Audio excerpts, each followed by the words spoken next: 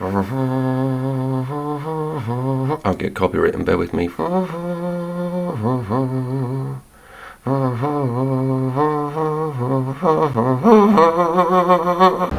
will be new opportunities. I am Couch Goop and we're looking at a single player game today as opposed to local co-op, and it is Jedi Survivor from Respawn. They're not just roped into Apex and please Titanfall 3. Stellar Blade is released and there is a bit of discourse out there. If you think that she's unattractive, that's a you problem. And that means you're probably gay. Let's discuss exactly what we're looking at here. It's running at 1080. It's over on the PC and I put it at medium to put the ray tracing on to try and get a decent frame per second, and it just sat at 20. It breaks my heart. I had to turn it off. Things get interesting towards mid-video because combat needs 60 frames. Obviously found beautiful middle ground. Losing that RT was a bit of a blow. This intro area with all the neons, the cyberpunk aesthetics, amazing. This is very much head and shoulders visually above Fallen Order, and that's a game I kind of got into, which I want to talk about. Fallen Order very kindly gave us a free upgrade to the PlayStation 5 if you owned it digitally on the PlayStation 4, so I leapt straight on it. What happened was I got to that section where you're sliding down all that ice and you're going through things that you have to slow down to fit through a gap. It's a bit of RNG, it's not too bad. Then you're flung into this one-way fight, and if you muck it up, you're going back through that slope, that RNG, and then you've got the fight again, and it was so laborious a section to be stuck in. I cannot say that about this game. It seems to have found this optimal game model with the format that the series offers. What I'm referring to is that Souls-like bonfire restart system. And by the way, this companion, not helpful. Up here. I can't land a hit. Nicely done. Back at you. When he said, "I've got you," was you referring to letting a stormtrooper silently creep up behind me and then not even deliver a shot until I made the first move? Back to the Fallen Order and the Souls-like reference, that's what pulled me straight over to it. Two things: Respawn have made this, it's not a terrible Star Wars IP, and it's a Souls-like. There's three things.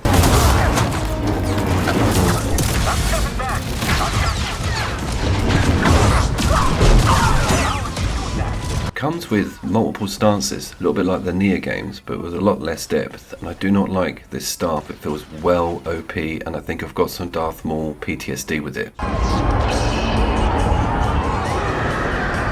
Let's talk about the level of Star Wars fandom that I weigh in at. It's quite a complicated one for me because I wasn't a fan of those original 3 films as a kid. Can you believe it? I was too busy trying to get my hands on a VHS of Alien or Aliens. They seemed too mainstream on a sci-fi level for me, too obvious, always there. I grew up under the roof of that original series. As I've got more into film and looked back to the 80s and 70s and got very much into practical effects and how older directors handled things prior to CGI, I've got a very much newfound respect for those original 3 films, and they are classics, undeniable. Star Wars is like barely recognizable to me now. I think some of you might be in agreement with that, and those 3 films certainly, with a lot of critics and fans, sit at the peak of the entire franchise. But the video game side of things is kind of a different case. Knights of the Old Republic, that original Star Wars, Battlefront, even some of the earlier Wing Commander games, I was very much more into the software.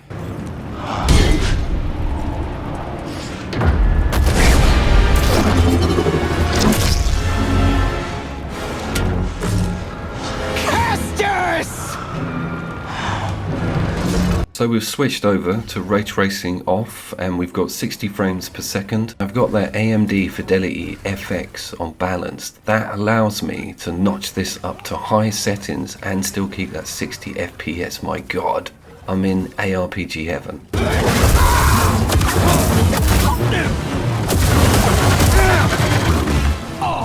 The game consists of a lot of open and closed environments. The open ones can be quite large, and I had to take the step to put it to medium to keep that pegged 60 when I get to the latter parts of the game, which I'll show you. There are some Blighttown moments. I'm pretty sure all systems suffer it because it's being quite ambitious. On the subject of ambition, this open world section leaving this area of the game is spectacular. All right, Bravo, keep it up. Get down.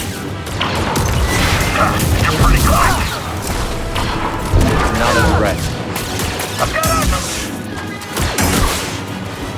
So Fallen Order handled this quite well also, and what I want to get to is the change of environment, the sort of lost ship has broken down, strange planets, strange animals, making new friends, different looking plants, and just really experiencing another planet and change of environment, and it just nailed it so well, just in time as well. I'm thinking, where is all my wildlife? And I want to get involved in these gorgeous planets and lore. Some Star Wars games and franchises don't even fall back on that amazing material at their disposal. This totally utilizes it all correctly.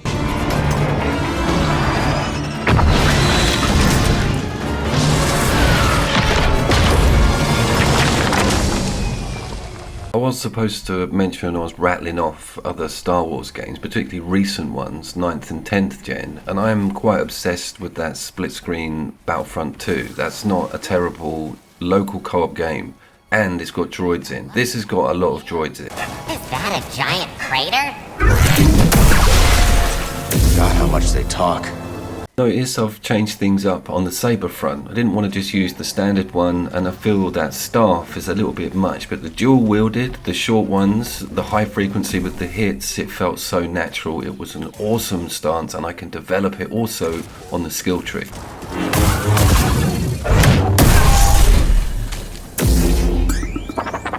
They've left the majority of all of that intact on the meta with the upgrades with the skills and the force, and you can even confuse now and send out a few more moves holding down the R button. Force push and force pull are still there on the triggers, but this one-to-one combat is so intense, so distracting, that I feel myself not needing to rely on it, not like in the first one where it really wanted to play a bit more of a central combat role. This is more involved with a lot of the puzzles, but you can start pushing perks into the whole system. Incremental mid-level wildlife bosses were really huge in Fallen Order. That spider fight, some of the advertisements on the PR reels before the game came out, really focused on having to fight some crazy ass shit. This game does deliver them. They're not as dark as I'd like to see some of the creatures, but definitely so far so good. Most fights, depending on what stance you've got on or what you're fighting, culminate in quite a lot of randomized finishers.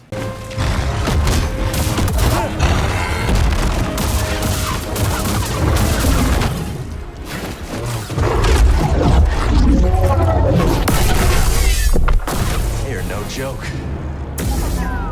So at this point, I'm thinking how damn good those finishers would look, fully ray traced, and there's not much I can do about that other than moan at GeForce for them to send me a better graphics card. I'm a normal guy, normal YouTuber, I don't get what the problem is. But in all seriousness, I'm probably going to buy this on the PlayStation 5. I absolutely love the game. It's such a huge improvement on the Fallen Order, and it is a really great Souls-like. It did get nodded for some awards in 2023. I think it might be the strongest piece of Star Wars media since The Mandalorian. There you go. That's pegged it on something that you probably should be looking at. And I would really get involved with Fallen Order if you're remotely into Souls-likes, because they've done both the genre proud and the Star Wars IP justice. This is the aforementioned Blighttown section. This is quite an expansive open piece of map with vendors and smaller skirmishes going on. So it's quite understandable that it drops. So I want some feedback with you guys on whether that happens to all of you.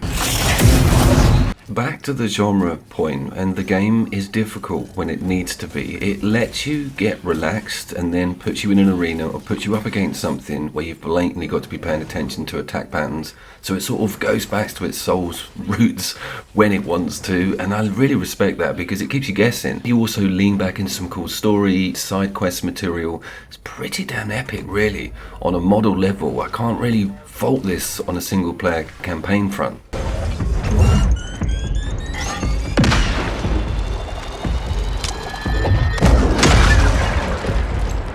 Its hub system and campaign are also really worth talking about. You get a little bit established and you can start opening things up, get some vendors going, some side quests at the bar. You guys know the deal. We can even fill up that fish tank behind it.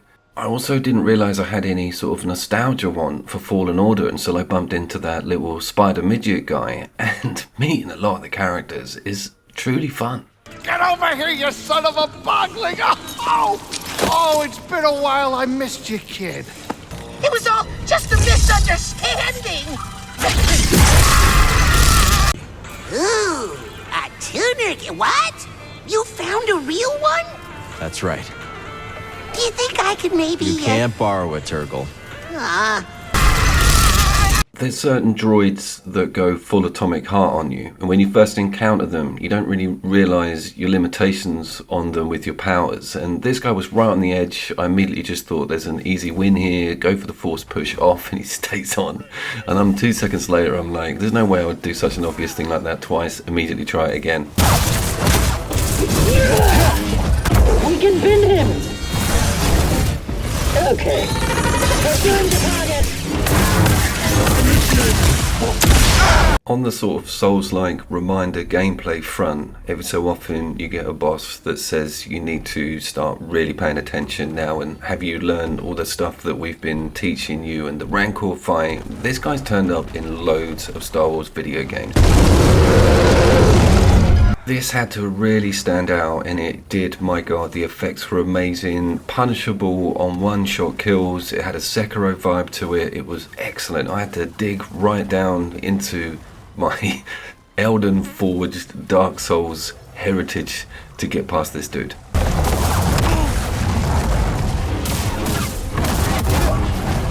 BD, Sim!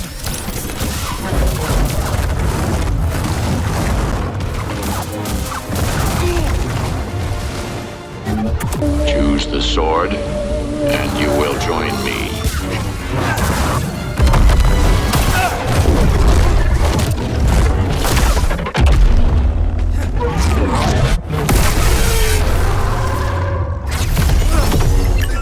I think it's also trying a Breath of the Wild mechanical dungeon theme, with some areas of the map having not optional but certainly incentivized mazes and puzzles in them, using the force, pulling balls off walls and putting them into transporters. You guys have all been there before. I like the idea of there being optional puzzles and it not being forced down you too much during that campaign, and it's cool to see all this aesthetic. There's some very awesome old Jedi lore in these caves. It's pretty cool stuff. I'm not put off by its cosmetic incentives either. I like the idea of looking for sort of crafting materials, finding little secrets to take back to the shop, and the first one was really awesome on that lightsaber customization. This is no different, and you really do get that sort of homely feel with that hub, opening up more characters and just having more to do when you come back after a quest. That's not something you got to enjoy too much during Fallen Order, and this is so cool. I love how much detail's gone into these vendors and different NPCs.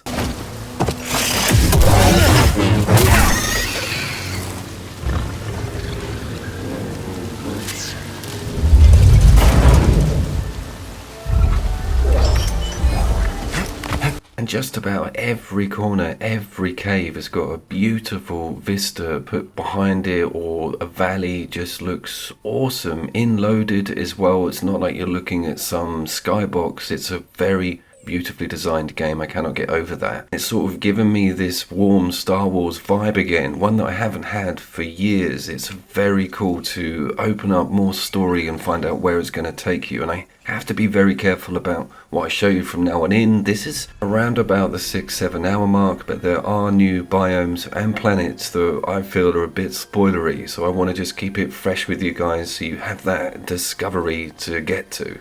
Haven't I seen you before? Those dual swords also come with a parry on the triangle or Y button, so you've got your LB standard parry as well. You can get good punish moves off the back of a perfectly timed one. It's a little bit more detail for a weapon I was already enjoying, and you get range involved with it. There's so much to really enjoy with stance switches.